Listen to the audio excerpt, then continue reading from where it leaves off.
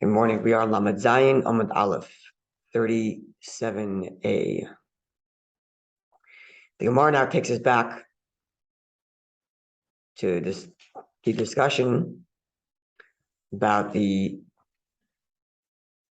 blessings and curses. That's how we got here. All these tangential discussions evolved from the discussion around the blessings and the curses, which itself came from the question of when there are mitzvahs shebedibur, when there are mitzvahs that require verbalization, does it have to be in the original Hebrew or in translation? And there are a number of mitzvahs in which one must maintain the original Hebrew. And that maintaining the original Hebrew is derived from the fact that the blessings and curses were in Hebrew. And therefore mitzvahs which share theme, or at least scriptural reference relationships between those mitzvahs and the blessings and curses are in Hebrew. So in that regard, the Gemara discusses the blessings and the curses. And from there, we had a number of tangential discussions that are related either to the spies, the crossing of the sea, the crossing of the river, the Jordan into the land of Israel, and so on and so forth. Now back to our discussion surrounding the actual event of the blessings and the curses. So it's about a third from the bottom of the page. The word is Tanya.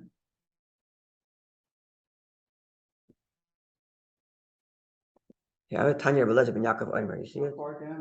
About a third from the bottom of the page. The first word on the line is the Hayam, Ra'av Ayanais, and then the fourth word is Tanya. See it? Lamed Zayin Amud Aleph 37a. Yeah. About a third. Yeah, you have it. What's the first word? Sorry. The Hayam, Ra'av Ayanais, and the fourth word is Tanya. Yeah. Okay. Tanya, we learned in the Mishnaic age text. Rabbi ben Yaakov Omer, Rabbi ben Yaakov says, we have a bit of a conundrum in the way the Torah describes how the event of the blessing and the curses shall go down. That is to say, when Moshe instructs the people. And that seems to clash with the description of how it actually happens, as described in the book of Joshua. So this is how Rabbi ben Yaakov presents this conundrum. We cannot say that the entirety of the tribe of Levi stood below, together with the altar in the middle. With the ark in the middle. Shekvar Nemar, because it states Lamaila, that they were above. In Moshe Rabbeinu's description of what's going to happen, he puts Levi on the list of one of the mountains. So they must have been above, on top of the mountain. But Ev Shalem Lamaila, we cannot say that in their entirety they were above on top of the mountain. Shekvar Nemar, because it says in the book of Joshua, Lamata, that they stood below with the ark. So how are we to resolve this? Answer. Ziknei Kohuna v'Levi Lamata, the elders amongst the Kohanim and the Levites, Lamata stood below with the ark, the elders. The Ashar and the rest of the tribe, Lamaila, above. This is the view of Rabbi ben Yaakov, that the tribe of Levi was split. The majority, I don't know if it's the majority, but the populace of the Levites, I assume it's the majority, were on top of the mountain together with the other tribes, as listed by Moshe Rabbeinu. Whereas the rest of them, or the elders, the leaders amongst the Levites, including the Kohanim, were at the bottom together with the ark. This is Rabbi ben Yaakov's view. Rabbi Yeshaya says, actually the reverse. It was the younger who were below. Anyone who's at an age where they are deemed fit for service in the temple, they stood below. Vashar and the rest, Lamaila, above. It's the inverse. The younger below or the older below. Let's look at Rashi.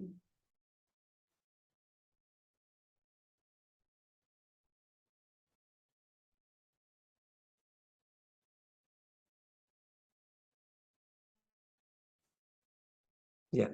Now she says from 30 to 50 years old, people who are of age where they can, not any surface in the temple, they're of age where they can carry the ark, which is where they're standing. So this is Ben Shloshim, Vad Ben Chamishim from 30 to 50. So it's a little bit reverse.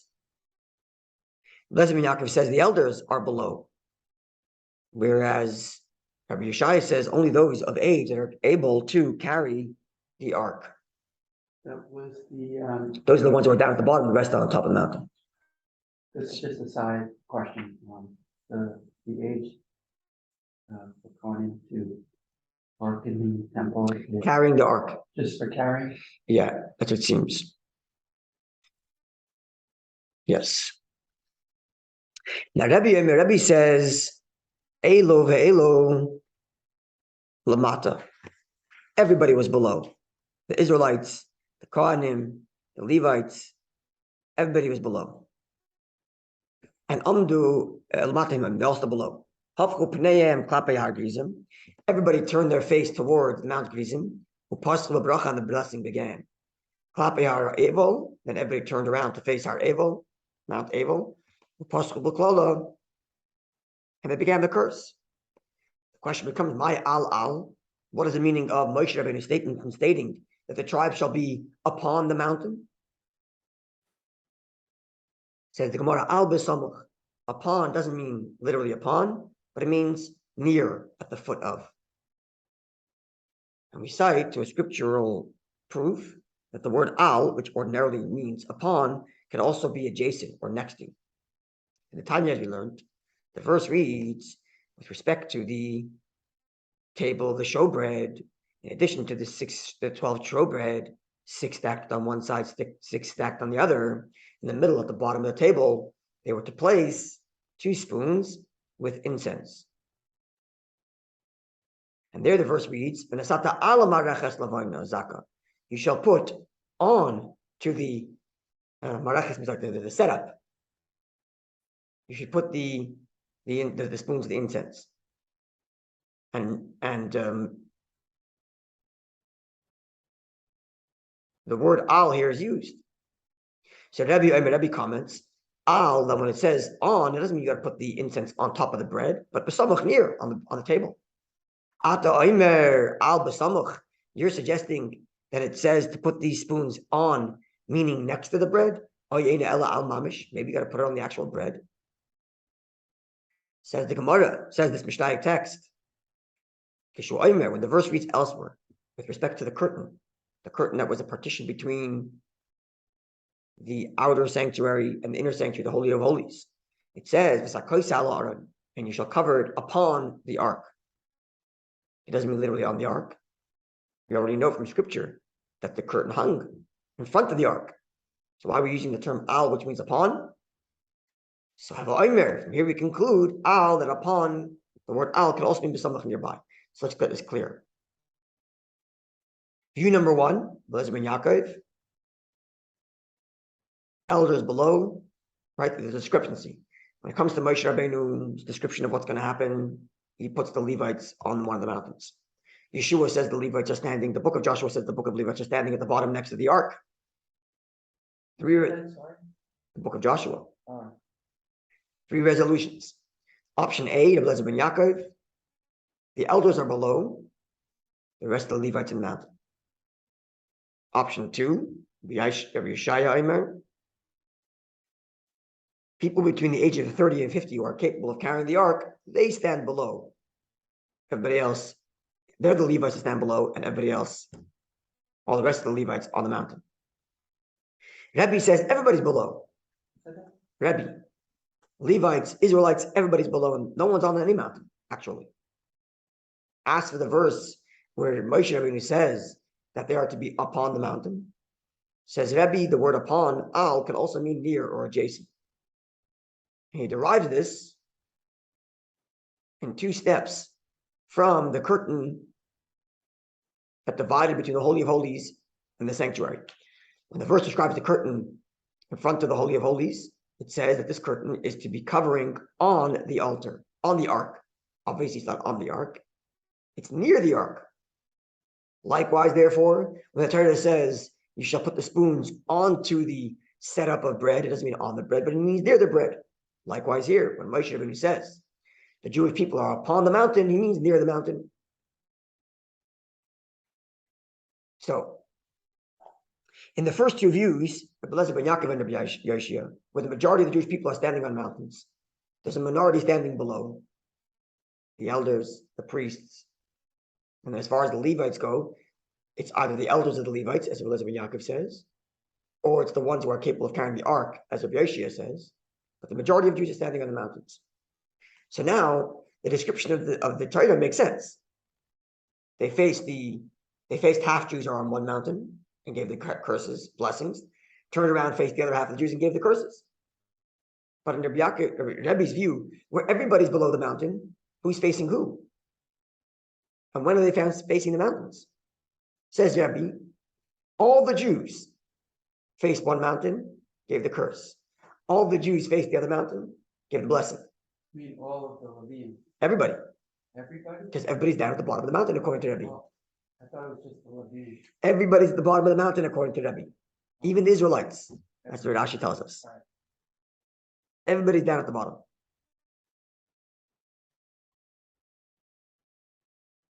So I haven't fully unpacked all of this, but of course the floor is open as to what this means. What's the difference? Let's start with the easier one. Rabbi Lezer ben Yaakov and Rabbi Yoshia. The Levites are obviously a leading tribe, so they're at the bottom, giving the blessings and curses because they're, in a religiously leadership position, right? The ones who normally give blessings. That's right. They're the ones, the Kohen who give blessings, yeah.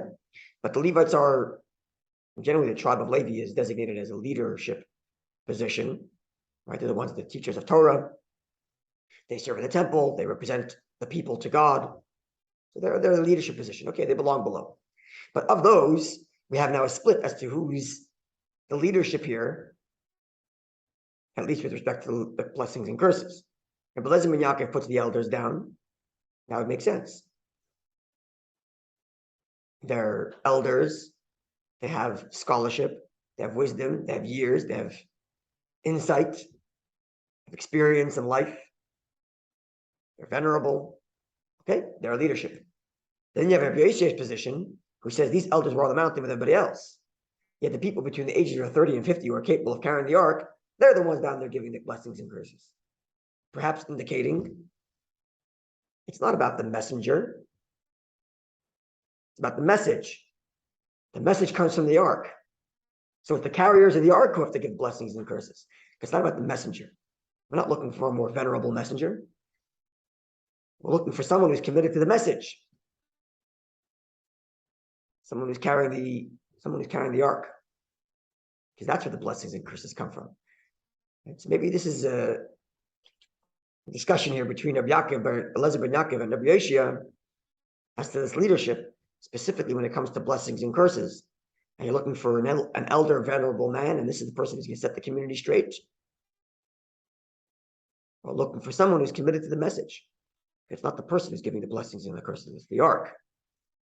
It's the ark of the covenant with God that's making the blessings and the curses. And that's perhaps what's happening between Rabbi Lezer ben Yaakov and Rabbi Yoshia. Then you have Rebbe.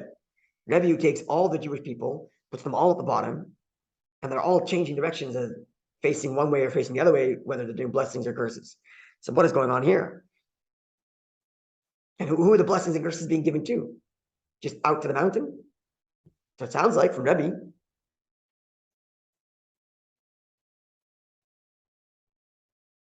So perhaps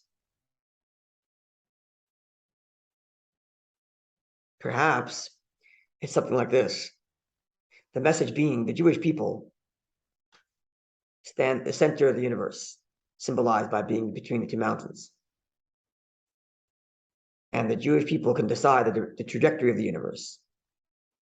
The Jewish people face one direction, that's where the world goes. Blessings and curses, one way or the other. So all the Jewish people are changing directions, facing one mountain or facing the other, as if to say the destiny of everything depends on which direction the Jew is facing. So maybe Rebbe is telling us it's not just a blessing and curse for the individual Jew or the individual nation of Jews, but to the world at large, symbolized by the two mountains, the two directions that the world can go, depending on which way the Jew is facing. Perhaps. Could be maybe the Rabbi's point of view that Yeah. all Jews are subjected to the blessings and curses, and not only the ones, bless you, not only the ones, Thank you. not only the ones that are standing On one mountain or on the another. mountaintop. Right. Everyone's accountable, even the leaders and Because they're also below with the people, yeah.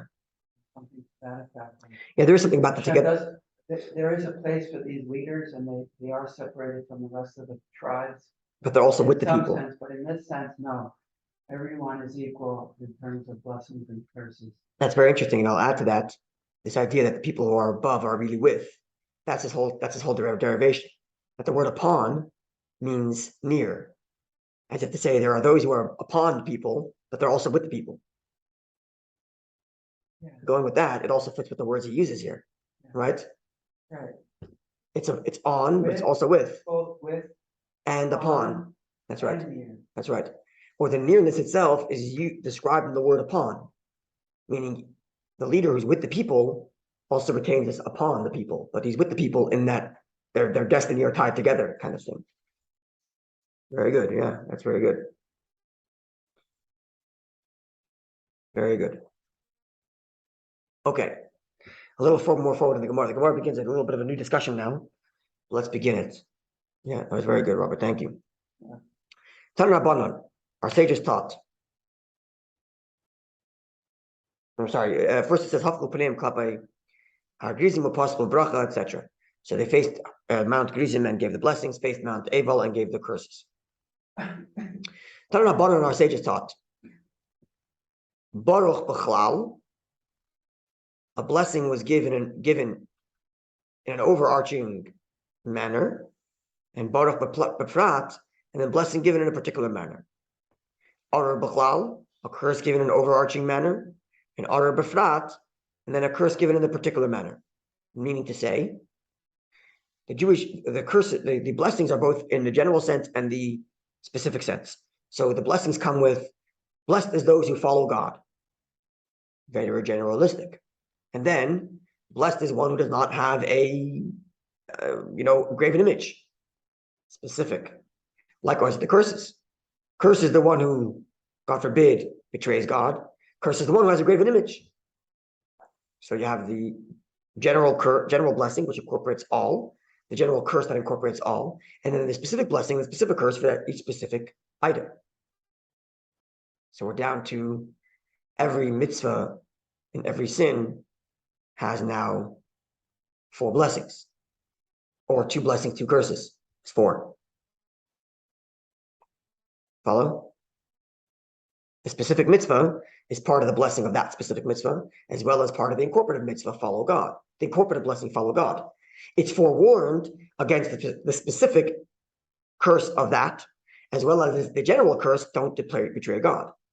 So every act has 4 covenants attached to it: the general blessing and the general curse, the specific blessing and specific curse.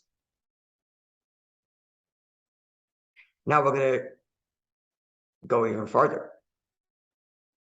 This is not just the performance. Now, each mitzvah, has 4 elements. Also 2 times 2. If 2 times 2, because you have blessings and 2 blessing, 2 curse. Now, each mitzvah, or the mitzvahs in their total, or even image mitzvah, has 4 components. Lilmoy, to learn, 1. Lalame, to teach, 2. Lishmoy, to guard, to guard, not to do the wrong thing. 3. Lasa, to perform, to get it done, is 4. So Harei, the result is, Arba, we have 4. We have 4 elements in each mitzvah. Arba va'arba, Harei Shmoina. 4 and 4 gives us 8. So each mitzvah is really 8. Why is it 8? And how do we get to 8? Is it curses? That's right, because the curses and the blessings. So you have the 4 elements of the mitzvah, plus the 4 So prohibition. two blessing, 2 curses. Well, every mitzvah is both, right? Yeah. Don't fail and do, right? Now, shmoina or shmoina. Is that a proper way to look at it? Blessing means a positive commandment, and curse is the prohibition, or is it not necessarily? Sorry, no. What Rashi says it is each of these 4 have 4 blessings and 4 curses. That's what Rashi puts it. So you have 4 and 4 with respect to learning, and then 4 and 4 with respect to performance, right? Learning and teaching, 4 for each, 2 curses, 2 blessings, and then another 4. I'm looking at Rashi. Another 4 in the performance, but times 2, 8, right? 4 to guard, 4 to do.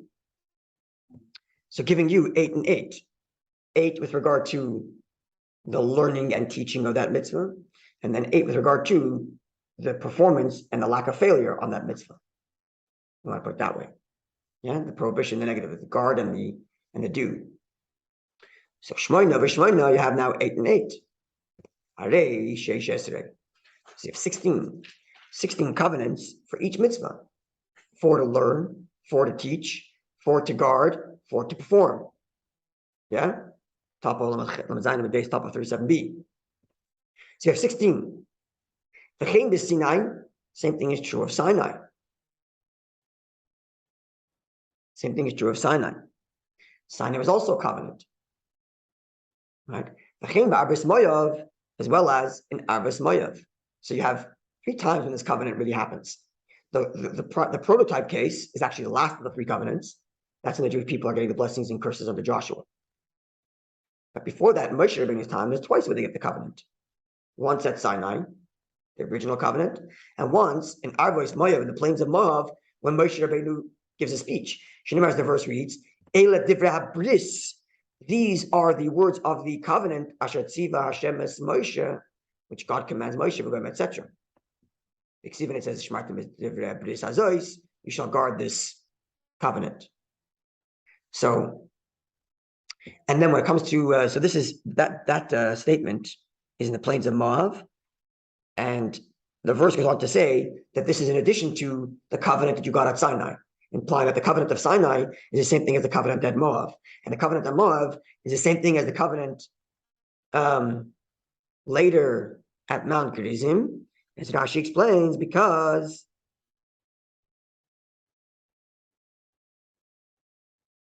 that's right, because after the description of the blessing and curses in Torah, there it says, these are the words of the covenant, in addition to the covenant at Sinai.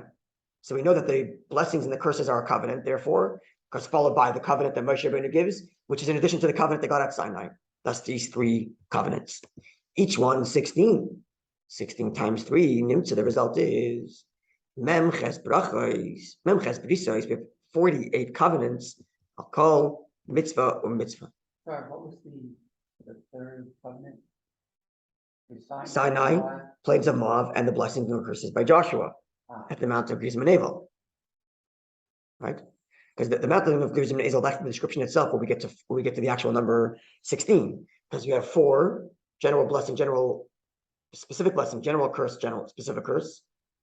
And then we have learn, teach, guard, perform, each one 4, giving us a total of 16. And that's the original prototype. But that prototype is described in Torah just preceding Moshe Rabbeinu's speech, which is described as a covenant. That is described as the covenant addition to the covenant of Sinai, giving us a total of 16 times 3, equaling 48. Now, 48 means 48 covenants. covenants. 48 covenants for each and every mitzvah. Because each and every mitzvah has a specific blessing, a specific general blessing, specific curse, general curse. Okay, got it. Times that by 4, learn, teach, perform, guard, 16 times 3, because 3 times the covenant was done.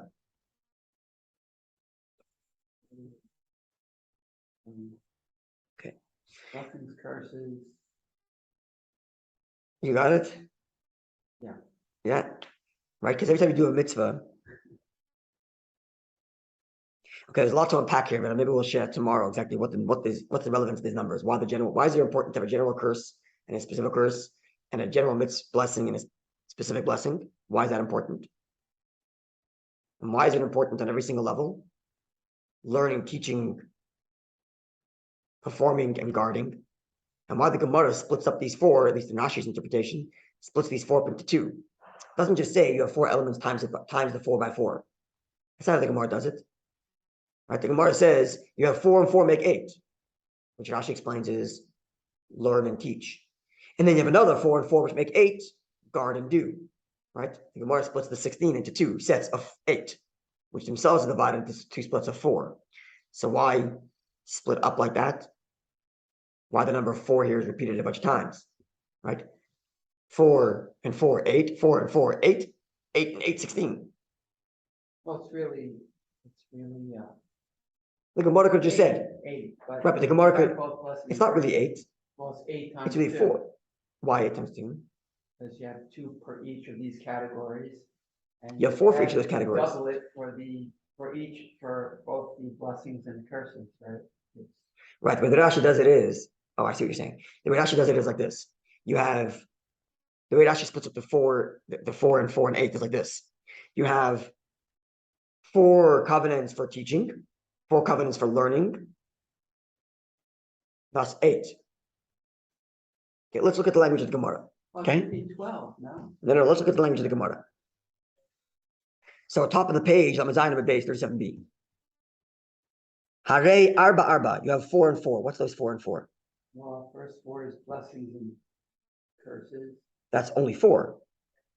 Right. What's 4 and 4? 2 blessings, 2 curses. That's 4. But there's 4 and 4. What's the 4 and 4? The other 4 is learning and So it's 4 and 4, learning and teaching. That's how we're dividing it. Hare Shmona, you have 8.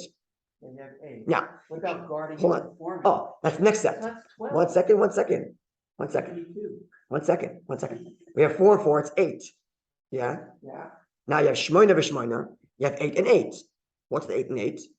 The 8 you just mentioned, which is from learning and teaching, and another 8 for performing and guarding. 8, not 4. 4 and 4. 4 for guarding, 4 for performing. Oh. Right? So Rashi divides it into the Gemara divides it based on Rashi's interpretation into 4s. The first set of 4 become 8 in guarding, in learning and teaching. The next 2 sets of 4 become 8 in guarding and performing, and then together they become 16. The Gemara could just simplified it by saying there are 4 blessings and curses. There are 4 elements to every mitzvah: learning, teaching, guarding, performing. 4 times 8 is 16. 4 times 4. 4 times 4 is 16. Follow my question? Look at get your calculation. My question is not on the calculation. My question is on the Gemara's language. You're doing the calculation. Listen to the Gemara's language. Look at the top of the page. Gemara says, yeah, forget the calculation for a second.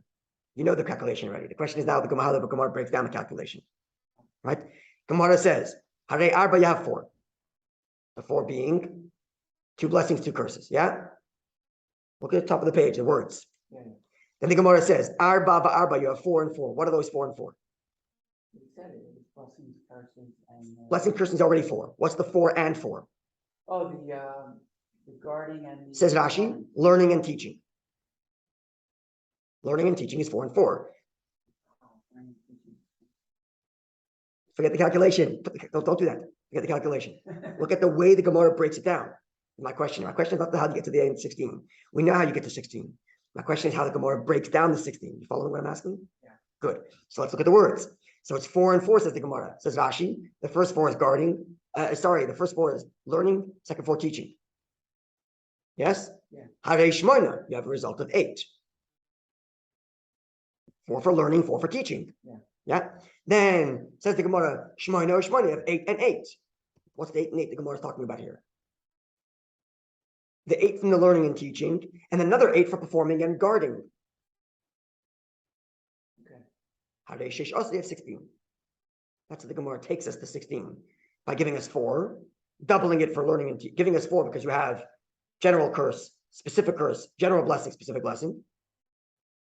The Gemara doubles it because you have learning and teaching. And then the Gemara doubles that because you have guarding and performing. Instead of just saying you have 4 categories for each mitzvah times 4 by 4. And you would get to the same 16. Follow my question? That's my question. Why the Gemara breaks down the calculation in this convoluted manner, where you're building 4 plus 4 makes 8, and then 8 plus 8 makes 16. We know what 4 times 4 is. Just tell us, there's 4 categories for each mitzvah, 4 blessings and curses. 4 times 4 is 16. Follow my question? Why the Gemara is so obsessed with breaking it down into 4? Right? 4 and then 4. Meaning, and moreover, we're dividing the 16 into 2. Is what we're really doing. The Gemara is dividing the 16 into 2 8s. 1 8 made up of 4 times 2 because of learning and teaching. Another 8 made up of 4 times 2 because of guarding and performing. Right? The Gemara is dividing it into these 2 as if it's like there's 2 sets of 4 times 2. Is what the Gemara is doing. Right? Now there's the Gemara separating between learning and teaching as one set, guarding and performing as another set. That's what the Gemara divides it. Why is that? Yeah. And it's guarding and performance, are those the categories? Yes. Learn, teach, guard, perform. Teaching is one aspect of the mitzvah. Each of which have 4. That's one set of 8. And then guarding, performing is a set of 8. So you see already the point of the division. One is learning, one is teaching. One is learning, one is performing, right?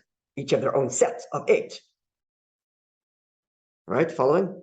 Or each guarding has 4 or 8, or learning. They each have. Learning is divided into 2. Learning, teaching. Right. So learning. And then action is divided into 2. Before 4. Yes. Okay. That's 8 and 8. That's right. 2 sets of 8. 1 set of 8 with respect to Torah, learning, teaching, and 1 set of 8 with respect to action, guard, perform. Right. So the Gemara is specifically dividing it in this way. Right. Right?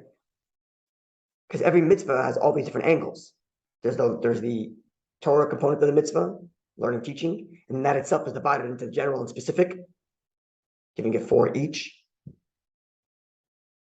Or there's the general and specific, and then the negative and the positive. Negative being the curses and the positive being the blessing.